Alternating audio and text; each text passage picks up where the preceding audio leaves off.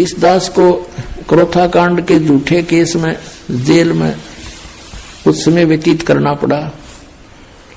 वहां पर एक कर्मचारी था, यानी वार्डन था, जिस वार्ड में मुझे रखा हुआ था। तो वो आते थे, चर्चा करते थे, पूछते थे महाराज कारण क्या हुआ, सब उनको सच्चाई बताते थे। वो भी परिचित हुए सच्चाई से, एक सचमुच आपके साथ तो ये राजनीतिक षड्यंत्र है, हम भी अब बहुत महसूस कर रहे हैं। तो फिर ज्ञान चर्चा होती थी, तो हमने कहा कबीर इज गॉड, ऐसे ऐसे वो अवतरित हुए, कमल के फूल पर आए।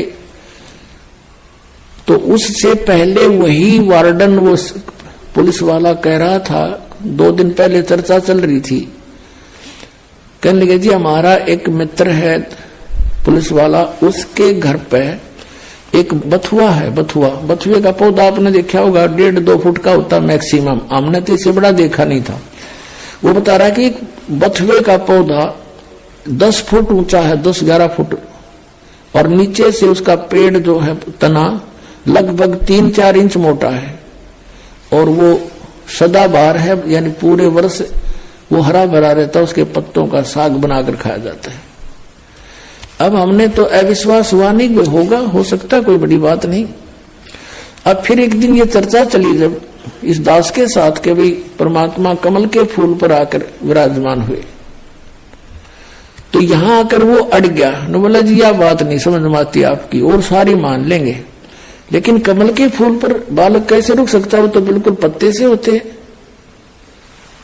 मेरे फिर वह बात याद आएगी, मैं कहने लगा भगत एक बात बताओ, आप परसों बता रहे थे कि आपके एक मित्र के घर पर एक बथुआ है, और वो 3-4 इंच मोटा उसका तना है, और 10 फुट ऊंचा लंबा है, ये संभव हो सकती है? कभी देखा तो नहीं, हमने 2 फुट से ऊपर कभी बथुआ देखा नहीं, हम किसान परिवार में जन्म हमारा, और आप ये कह रहे हो कि ऐसा था। हम वो भी मान रहे हैं कि परमात्मा कुछ भी कर सकता है, उसकी बुद्धि सेट होगी तुरंत। जब एक 10 फुट का बथुआ हो सकता है, तो क्या कमल का फूल इतना स्ट्रॉन्ग नहीं हो सकता जिसपे बालक लौट जाए? तुरंत मान गया, नहीं बोला जी हो सकता है, 100 में हो सकता है। नो पे चल रहे थे हम, आप पे कह रहा है ऐसा बथुआ देखा, जब मैं नो को नहीं मान सकता, मैं वो तो बथुआ इससे ऊपर होता ही नहीं, तो वो मान गया। तो पुण्यात्मा ऐसे हमने सध्यात्म मार्ग को समझना है, इसमें इम्पॉसिबल नहीं होता कुछ भी। एक उदाहरण बताते हैं, कबीर परमात्मा का एक साधक था। हम कैसे साधक हैं, हम भगवान के ज्ञान को अवश्य सुनते हैं, लेकिन मनमुखी तुरंत हो जाते हैं। अब वो साधक घर छोड़कर जंगल में पहाड़ पर जाकर बैठ गया, और वहां दिन रात भक्ति कर रहा था, साधना करता था।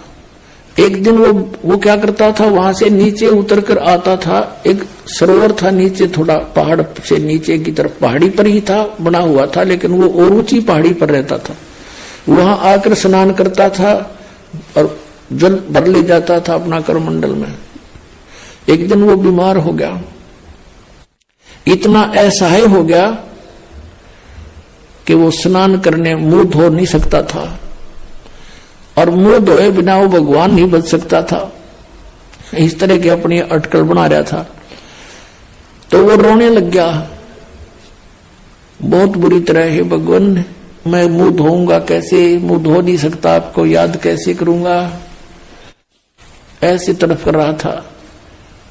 अब कहते हैं दारी मेरे संत की मोह से मिटे नहीं अंश। अब उसके लिए परमात्मा ने क्या किया, इतनी जबरदस्त वर्षा कर दी कि पूरी पृथ्वी पर जल ही जल हो गया, कम से कम 200 400 फुट ऊंचा। और फिर वो जल उस पहाड़ी के निकट पहुंचा जहां वो संत बैठा था, इतना निकट कर दिया वो जल कि उसने ऐसे देखा, अरे जल यहां आ गया, अरे वर्षा इतनी अच्छी होगी। और उसने फिर मुंह धोया, मुंह धोकर पानी पिया। फिर उसने देखा कि ये तो सब कुछ नाश हो गया, प्रलय होगी। फिर उसको आकाशवाणी हुई कि तेरे लिए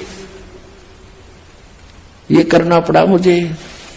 तब रोने लग गया, हे भगवान मुझ पापी के लिए इतना अनर्थ हो गया, सारी जनता मर गई मालिक।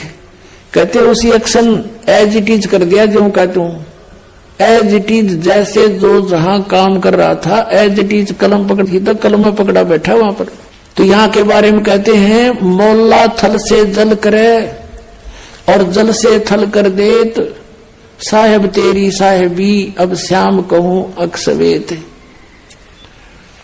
परमात्मा एक सेकंड के कुछ क्षण में भी पूरी पृथ्वी पर जल ही जल विनाश कर सकता है। और दूसरे अक्षर में जो का तू आपको जैसे यहाँ बैठे हो ऐसा ही बैठा दे, आपका याद भी ना हो मेरे गल बनी थी क्या। इतना सामर्थ्य परमात्मा में है। और हम इन अनाड़ियों के कारण, अज्ञानता के कारण, शास्त्र साधना करने के कारण, परमेश्वरीय लाभ से वंचित रहने से हम ये सोच बैठे हैं ऐसा नहीं हो सकता, ऐसा नहीं हो सकता। और ये अगर मगर जो है ये हमारे भक्ति मार्ग को समझने में बहुत बड़ी बाधा है। सतगुरुदेव बोलो, सतगुरुदेव की जय।